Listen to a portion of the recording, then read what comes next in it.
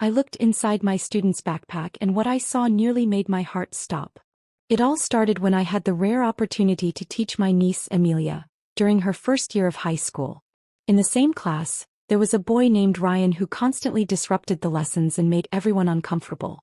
He had this habit of flirting with the girls, often crossing boundaries which resulted in a few of them yelling or even slapping him.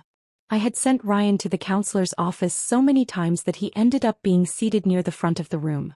But one afternoon he pleaded with me to sit near the back, just for today. For some reason I still can't explain, I agreed. The class was working silently on an essay when I suddenly heard low whispers coming from the back row. I glanced up and saw Ryan showing something to another student, and at first I thought it might be a fake gun.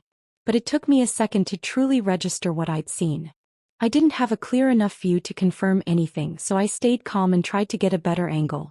I slowly stood up and walked over to help another student nearby. That's when I saw it clearly. It wasn't a toy. It was a real weapon. I could feel sweat running down my temples and my hands shook as I tried to pull out my phone. I discreetly dialed emergency services, but I couldn't speak out loud, not without putting everyone at risk. I couldn't leave the room either. My niece was sitting just a few feet away from him. I texted the vice principal, Mr. Collins, in all caps, telling him exactly what I saw. When he didn't reply, I knew I had to do something else. I quietly called Amelia over and handed her a note that read, "Say you need the bathroom. Get Mr. Collins. Tell him to check his phone. Then get out of the building." Her eyes widened, but she nodded and left without a word.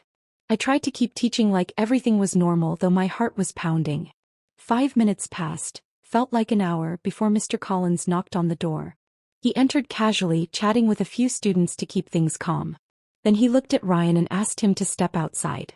Ryan got up, walked past Amelia's empty chair, and my whole body froze.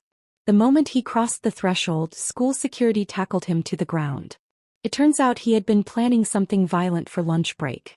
Since then I've decided to homeschool Amelia. I just can't take the risk again.